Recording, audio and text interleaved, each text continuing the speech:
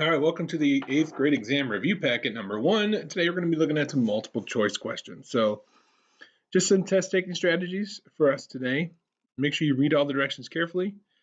Underline any important words or phrases. Make sure you're using process elimination so you're crossing out any choices that we either know are wrong. Remember not to spend too much time on a question. So if you get stuck, you get to a question that looks difficult, you're kind of not sure what to do, skip it.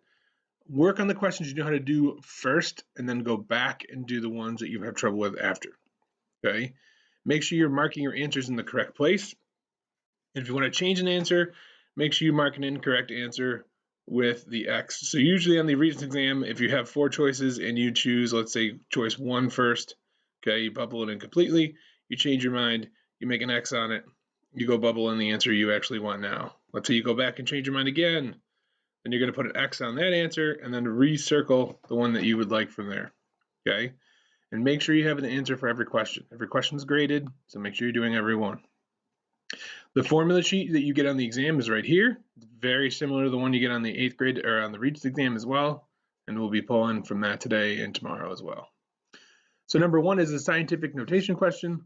Please remember when we do this, we're going to be solving this, and when we do so, we are going to divide the 2 numbers in front, and we're going to subtract the exponents.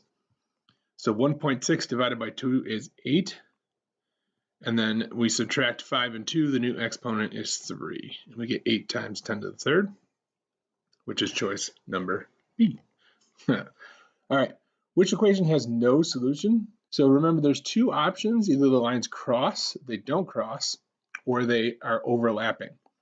So with no solution, that would mean the lines can't cross, which means is that we have the slopes of the lines, okay, are equal, so that the lines are not going to cross one another, they're going to stay parallel. An infinite number of solutions means we have the same line, okay? So you got to be careful, because you could have the same slope for the overlapping lines, but the y-intercepts are going to be the same. So like if you look at letter A, when I solve for y, I'm going to subtract the 3x from both sides and then divide by 4. So I'm going to get negative 3x over 4 plus 5 over 4. And I don't really care about the y-intercept. I'm only looking at this number. And if I do the same thing for a, for the first part, I'm going to move that 6 over first, so subtracting and then divide, so I get negative 6x over 8. And these 2 slopes are actually equivalent. They're equal. So this one's out because it hasn't, well, we don't know that yet. But when I divide, so plus, and then I'm going to get 10 over 8, which is actually equal to 5/4. So I'm looking here to make sure that these are or are not the same. They are the same. They're both equal to 5 over 4. This is 10 over 8, by the way, okay, which is 5/4. So those y-intercepts are equal, the slopes are equal, this is the same line. So this is out. That has an infinite number of solutions. All right, I am also looking at, for instance, letter C, where all I would do here, okay, is essentially, and another way to do, I'm just going to redo this real quick. If you're kind of confused on that, just imagine that you're going to get these to try to have the same numbers here. So for instance, the difference between option 1, the first equation, and the second equation is just these numbers are bigger. So if I take 6x plus 8x, 8y equals 10, and I divide all the numbers by 2, so I simplify them all, okay, they all have a common factor of 2, I'm going to get 3x plus 4y equals 5, which is the exact same thing as that option. So if you can get the same line for both, same equation, then those have an infinite number of solutions. The same thing happens here. If I were to multiply the bottom equation by -1, I get 2x minus y equals -11, which is the exact same thing. So these 2 answers have the same number of solutions. However, with question B, I can see that these x's and y's, the coefficients are the same, but these 2 numbers are different. And so what that tells me is that when I solve for the y-intercept, this is going to have the same slope, okay, same slope, but the y-intercept is going to be different, but not y-intercept. So these are going to be my choices, letter B. I want to pick that one, okay? Same slope, y-intercept's different. And these two are not equal at all, okay? They don't have the same slope or y-intercept.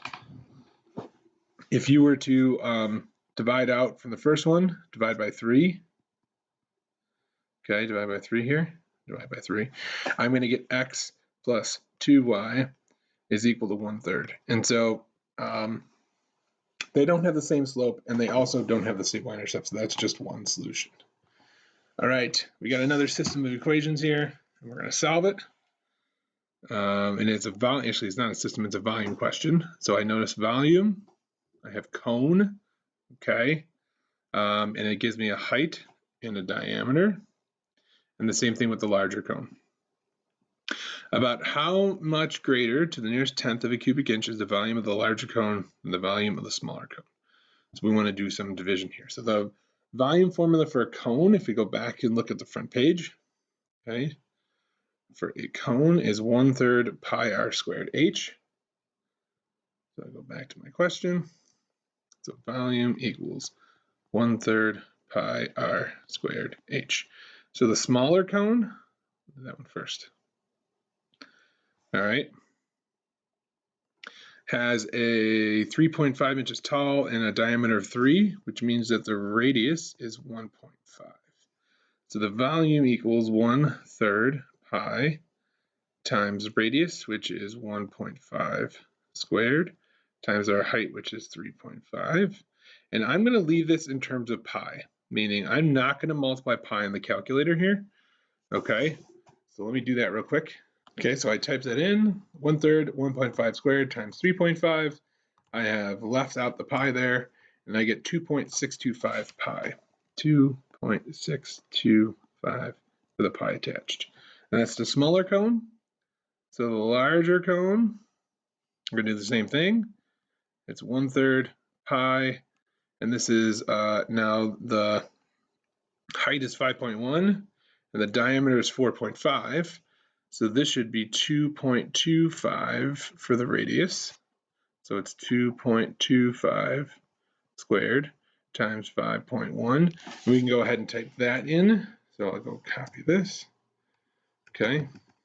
So we said this was 2.25 and 5.1. And we get 8.60625 with a pi. 8.60625. Now you can do the pi and it'll give you that crazy looking decimal. So you could type in the pi here and get that crazy looking decimal, but we're just going to compare these two. So how much greater the nearest tenth? All right. Now how many times, but how much greater? So we want to subtract here. So 8.60625 pi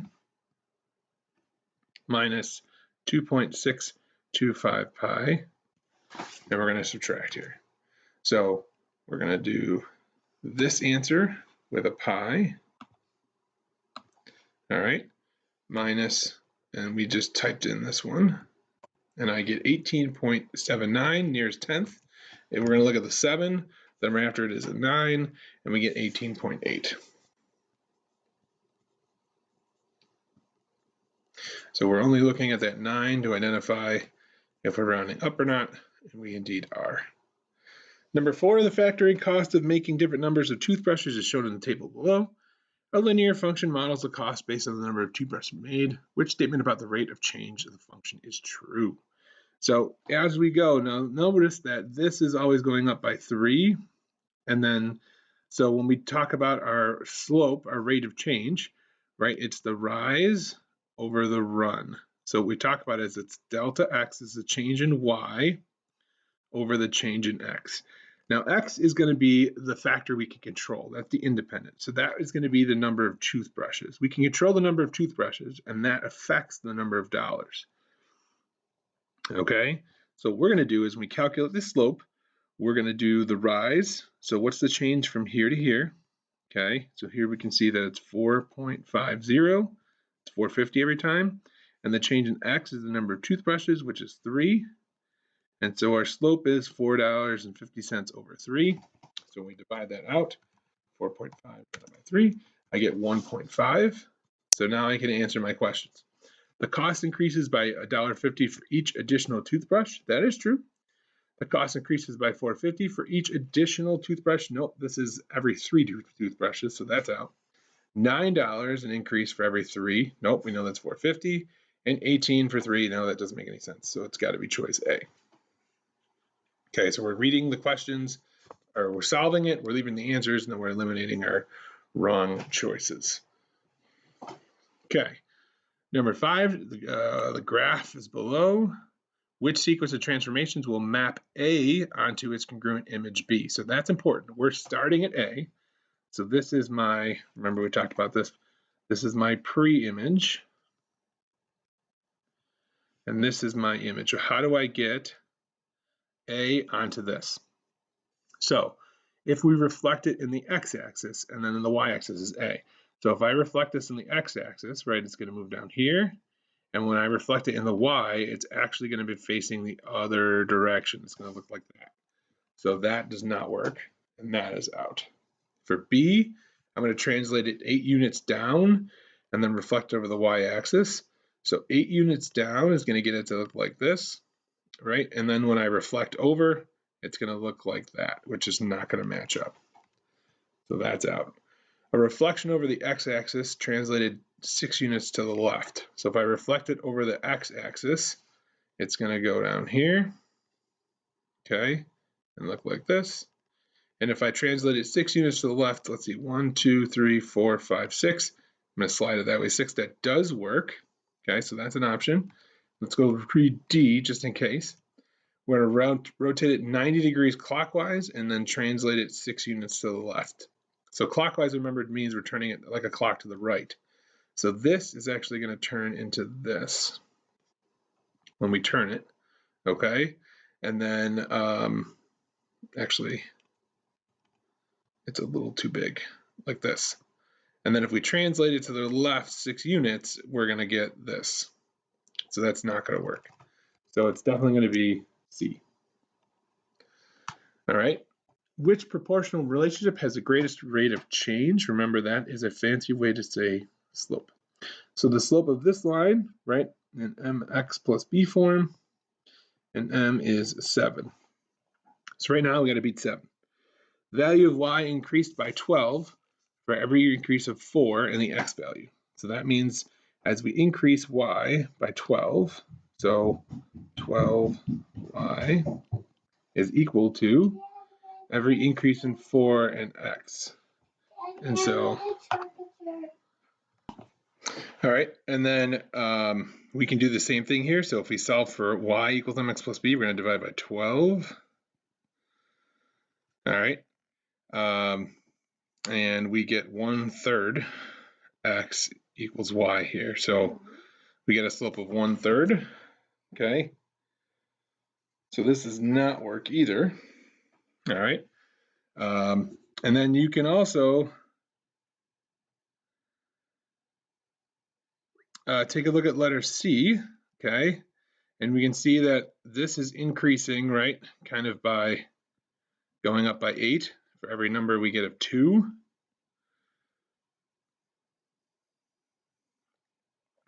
All right, and so if we do the same thing here, right, y equals mx plus b, we can see the change in y is 8, right? This is going up by 8, and this is going up by 2. And so the slope of this line, every time we go up by 1 number, we're actually going up by 4. So the slope of this is going to be 4. Now slope in terms of the equation, if you remember, is y2 minus y1 over x2 minus x1. So remember we talked about change in y and change in x. So the change in y is 8. The change in y is of x is 4. And so if we do 8 over 4, we get the same thing. That is also making me think that the slope of this is not 1/3. It's 3, okay? So we're saying that the increase in x is 4. So if we do slope, right, change in y over change in x, we end up with 12 in the increase and 4 and so this becomes a slope of 3. Here we know that the change in y is 8, right? And the change in x is 2, and so this slope is 4. And on this one, we can actually count. Starting at 0, 0, the next whole number intersection occurs here. So we can actually see, right, the change in y is going up 12. The change in x is going up 2. And so when we do change in y over change in x, we get 12 over 2, which is 6. So our original equation, letter A, has the biggest slope, okay, of 7. And so that would be our answer. All right. I want you guys to try this one on your own. We'll go over it. So pause it, go through it, and then we'll take a look at it. Okay, the correct answer is choice C. Let's take a look at it. So the first one we're going to do is we are going to, all right, well, we're going to write this. Remember, the power of a power means we multiply the exponents. So it's -2 times 5. And then this still stays 5 to the 4th. So this is 5 to the -10 times 5 to the 4th. And remember, when we multiply here, when they have the same base, we add the exponents. This becomes 5 to the -6. And then convert a negative exponent into positive, we have to switch it from top to bottom. So this becomes 1 over 5 to the 6th, which is choice C. All right, so same thing. Why don't you try this one and we'll go over it. All right, so taking a look at it, we can see the rate of change in the first function, and just y equals mx plus b. M here is 7. The b value, we can see what the increase is, and here. So we're going up essentially 10 every time and changing by 2. So the change in y over the change in x is going to be 10 over 2, which is 5. And so the rates of change differ by 2. Okay? Function m is smaller, so this is out, right? And they're not equal, and they're not by 4. So number 11, this guy is a triangle, and all the angles of a triangle add up to 180. So all we're going to do is do 30 plus 3x minus 9 plus 24 equals 180, and we'll solve this equation. So combining like terms, 30 minus 9 is 21 plus 24 is 45. Sorry, 45. All right, so 3x plus 45 is equal to 180. And then we move that 45 over. 3x equals 135, and then divide by 3. And x is going to equal 45 degrees. All right, and I believe that's all she wrote. So, all right, hope you guys did all right today. That's multiple choice, and have a great day. Tomorrow I'll dig at some short answer.